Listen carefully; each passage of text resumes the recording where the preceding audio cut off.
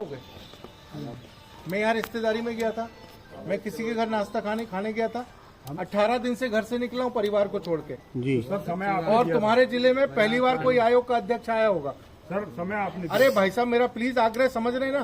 पहली बार आयोग का अध्यक्ष आया होगा मेरे जिले में। अरे सुनो तो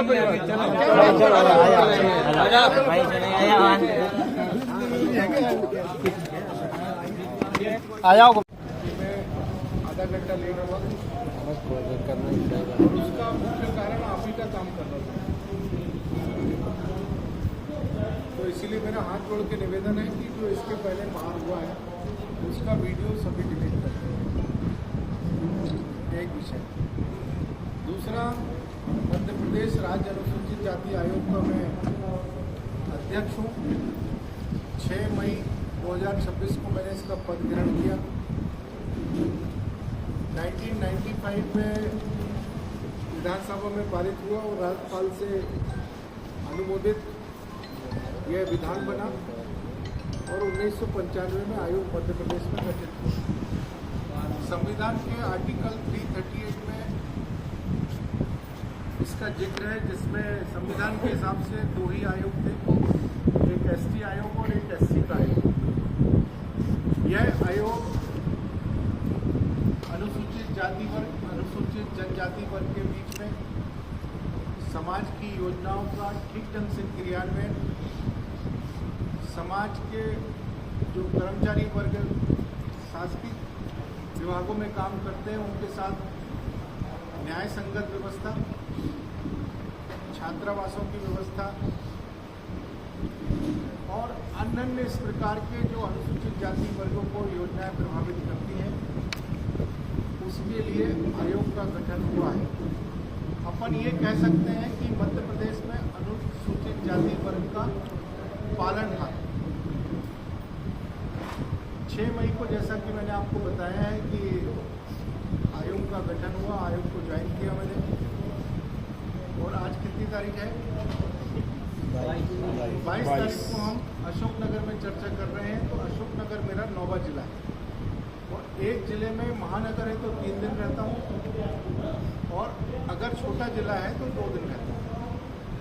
अब मेरे को कार्यकाल लिए कितना हो गया? 6 मई से 21 जुलाई। तो मैं कितने दिन घर में रहूँगा भैया? कितने दिन घर में रहूँगा? इस पर विचार करिएगा। आज के 4 कार्यक्रम थे। पहला कार्यक्रम जिले के अधिकारियों के साथ उनके विभागों की समीक्षा बैठक। दूसरा कार्यक्रम जनप्रतिनिधियों के साथ चर्चा थी, जिसमें विधानसभा चलने की वजह से विधायक वगैरह अनुपस्थित रहे। और तीसरा कार्यक्रम था समाज के प्रमुख लोगों के साथ में बातचीत करके समाज में क्या कठिनाई है, क्या क्या विषय है, इन विषयों को लेकर 1 से 1.5 घंटे तक हम उनके साथ बैठे थे। उसके बाद विचार परिवार में एक बैठक थी, फिर मैं वहाँ चला गया। वहाँ से मैं छात्रावास के लिए चला गया। अभी तक भोजन नहीं किया। अगर आपको लगता है इस व्यक्ति को माफ़ कर देना चाहिए तो कर देना चाहिए, और अगर गुस्सा लेके गुप्ता जी बैठे रहोगे तो मुँह अच्छा नहीं लगता है। हंसना स्वास्थ्य के लिए लाभप्रद होता है। दिमाग में परेशानी बिल्कुल नहीं लाया करो। मैं आयुर्वेद में डॉक्टर हूँ। प्रसन्न चित्त रहा करो। प्रेस होना नेताओं के लिए बड़ी खुशी पैदा करता है। लेकिन मैं आज पहली बार अशोकनगर में आपके सामने आया हूँ तो मैं आपको मित्रवत बनाना चाहता हूँ आयोग का। आपके पास भी कई फुटेज आते हैं, कई शिकायतें आती हैं, आप लोग भी कवर करते हैं, लेकिन आप कलेक्टर से बात करते हैं, संबंधित अधिकारी से बात करते हैं। लेकिन मैं आज आपसे हाथ जोड़ के आग्रह करके जा रहा हूँ, आप लोकतंत्र के चौथे स्तंभ हैं। जो वास्तविक स्थिति है उसको अगर आयोग के पास पहुँचाएंगे तो मुझे न्याय संगत प्रक्रिया में उस परिवार की मदद करने में मेरे को बहुत राहत मिलेगी। इसी विषय के लिए मैंने आज प्रेस वार्ता रखी थी। और प्रेस वार्ता का मुख्य उद्देश्य ये होता है कि आयोग को कोई जानता नहीं है, आयोग की ताकत को कोई नहीं जानता है। जैन साहब अनुराग से बोल रहे हैं व्हाट्सएप कर देगा इनको और ये प्रेस मीडिया को डाल देंगे। तो मैंने आयोग के लॉ के हिसाब से एक पत्र बनाया है, वो आप सबको आपके व्हाट्सएप पे मिल जाएगा। तो आप उसको पढ़ेंगे तो आपको लगेगा कि हम किसी की मदद कर सकते हैं। रही बात यहाँ की व्यवस्थाओं के लिए, तो प्रशासन में अनियमितताएं बहुत है, टाल मटोला ज़्यादा है, शासकीय कर्मचारी जिम्मेदारियों से भागते हैं, अनुसूचित जाति वर्ग को कानून में न्याय मिलने में बहुत अड़चन है, गरीबों को थाने में उनकी शिकायतें रिसीव नहीं होती हैं, कई लोगों को भूमि के पट्टे जारी हुए हैं लेकिन उनको कब्जा नहीं मिला है, और जिनको कब्जा मिला था उसमें शासन के कुछ कर्मचारियों की मिलीभगत से उसको बेचा गया है। ये भी आयोग के संज्ञान में आया है। आपके यहाँ बाईपास रोड बनी है, उस बाईपास रोड में कई अनुसूचित जाति के पट्टों का लेन देन करके उसका व्यय हुआ है। उस व्यय में कुछ अधिकारी, कुछ कर्मचारी, कुछ शहर के नेता उसमें इन्वॉल्व हैं और ये आज आयोग की नज़र में आया है।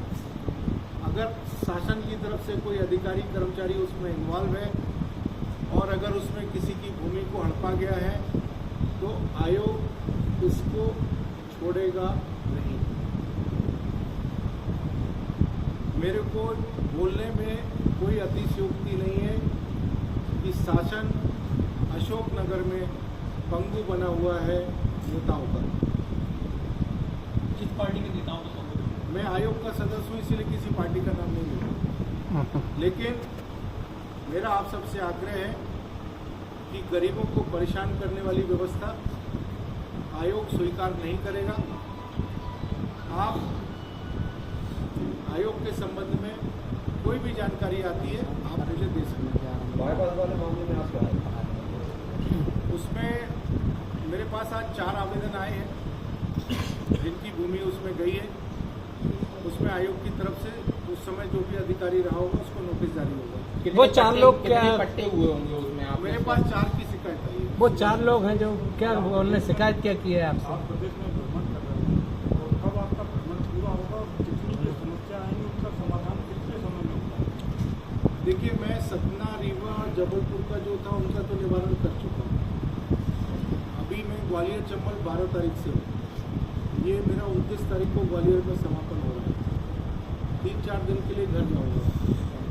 4 तारीख से लेके 9 तारीख तक मैं भोपाल कार्यालय में हूँ।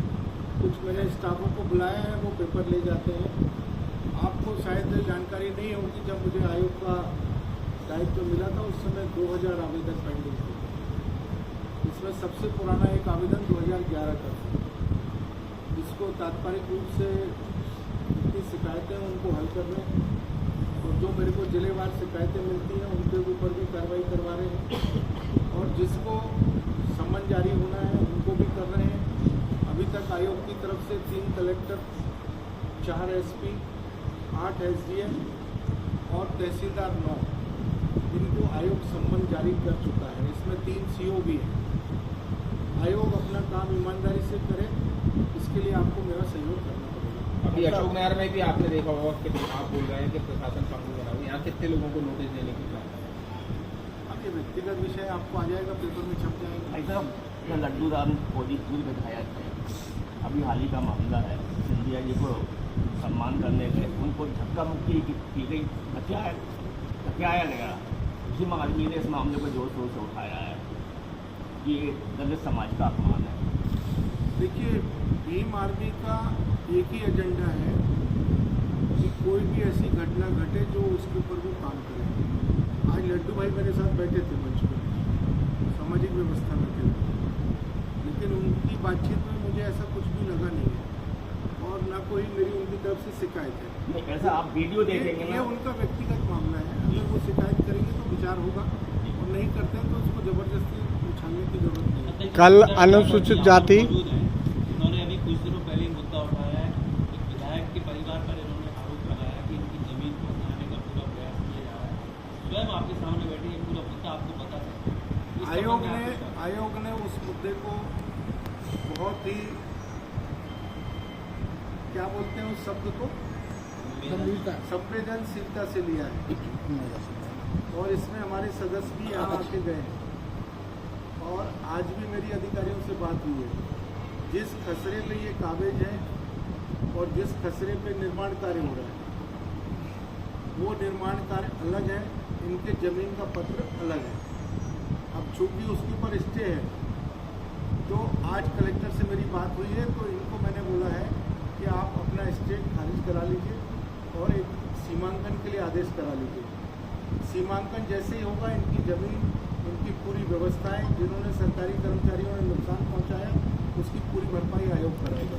कल कलुआ खेड़ी के ग्रामीण आए थे, अनुसूचित जाति बस्ती के सिंध बेतवा नदी है उसके बरसात के समय पूरे मकान ढह गए थे। उन्होंने मकान बना लिए हैं और पन्नी डालकर घरों में रह रहे हैं। कल उनकी शिकायत थी, आज जिला पंचायत सीईओ को वहां जाना था, अभी मैंने फ़ोन लगाया परंतु कोई अधिकारी नहीं पहुंचा। इसका पूरा डिटेल आप मेरे पास भेज दीजिए, आपके पास जो भी जानकारी है मेरे पास भेज दीजिए। और आप छात्रावास गए थे, उत्कृष्ट छात्रावास पठार, जहां पर बच्चों को खाने की शिकायत है, नहीं मिलता, साफ सफाई नहीं है और पलंग वगैरह व्यवस्था नहीं है। छात्रावासों की जो आपने व्यवस्था आज टोली उसकी क्या कुछ? मैं एक बात आपके सामने करूंगा, उससे आपको समझ जाएंगे कि क्या व्यवस्था है। 24-25 और 25-26 का जो हमारा छात्रावास का बजट था जो आपके जिलों को आवंटित हुआ था उसको प्रशासन ने वापस भेज दिया। इससे आप उसकी संवेदनशीलता को समझ सकते हैं।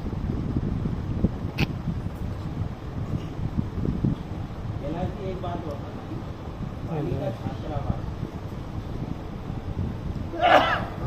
उस वर्ग का प्रवेश अनाधिकृत है। हाँ, उन छात्रावासों में कुछ कर्मचारी ऐसे लगा दिए गए हैं जो बगैर अनुमति के आते जाते हैं। आप मेरे को सूची बताइए अगर आपके नॉलेज में हो। सुनिए, आज मैंने कलेक्टर को बोला है, आप नाम बताइए, आज ही गिरफ्तार करवाऊंगा, कुछ गिरफ्तार करवाऊंगा। नोट करो जरा। अनुसूचित जाति वर्ग के कुछ शिक्षकों को अन्य विभागों में अटैच कर रखा है। देखिए, मध्य प्रदेश शासन का सख्त आदेश है कि छात्रावासों में अनुसूचित जाति और अनुसूचित जनजाति का ही अधीक्षक रहेगा। अभी मैंने सूची मंगाई है, अगर उसमें अनियमितता है तो उसको दूर करके उन्हीं को उसको भेजा जाएगा।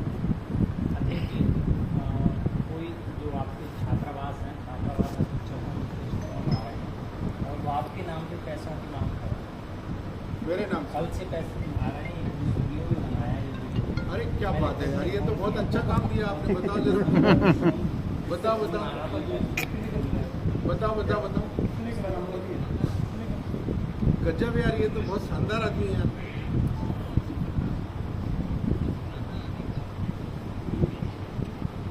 मुझ पे भी पहुंचा। ये जरा आवाज पहचानो, बताओ मेरे को। अभी नंबर निकालो, डायल करो। कोई ठाकुर बता रहा है अपने आप को अरे भोपाल। आप डायल करो नंबर, डायल करो। उसके बाद उसके बड़े फोन आ रहे हैं पैसों के लिए। ये बार ये 3 नंबरों से ये 2 बार आगे आगे बैठो बैठो। ये आया। सदन ये लगा देखो, जरा, बात करो। यहाँ तक नीचे फोन उसी को पड़े। सदन लगा जरा। मैं विधायक रहा, संगठन में रहा। अरे आप लगाओ ना। हाँ, उत्तम ठाकुर करके ही बोल रहा है। उत्तम ठाकुर करके ही बोल रहा है, भोपाल से हूँ। 15,000 मांग रहा है हर बैच, हर छात्रावास अधीक्षक से।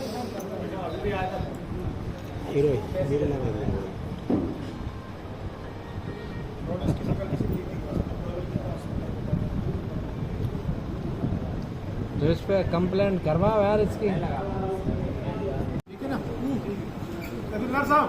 अब अनौपचारिक पास शुरू होगी। अनौपचारिक सबके मोबाइल मोबाइल FIR कराओ सत्येंद्र। अदृश्य। अभी मेरे से पत्र लो और इसके नाम और मोबाइल नंबर से एसपी को शिकायत करो। चलो अब आगे बढ़ते हैं अपन। और किसी का कोई विषय है क्या? अशोकनगर जिले में देखा जाए छात्रावास हैं आपके विभाग के, वो बाहरी जर्जर बिल्डिंगों में लग रहे हैं। बहुत जर्जर बिल्डिंग है, बच्चे पानी टपकता उनमें रहते हैं, बरसों पुरानी बिल्डिंग है। इसके लिए देखो, मैंने आपको एक विषय बता दिया, आप उससे पूरा अर्थ निकाल लेना। नहीं तो अब अपन इसके लिए क्या प्लानिंग करेंगे, कोई क्या रहेगा? 24-25 का बजट इन्होंने यूज नहीं किया, उससे आपको संवेदना समझ में आएगी। लेकिन इसके ऊपर आयोग अपनी तरफ से रिपोर्ट बना के और इसको शासन को देगा। नहीं तो जैसे इनने फंड वापस किया तो कोई बेस बताया होगा क्यों वापस किया है, या अपन इस पे कोई एक्शन पर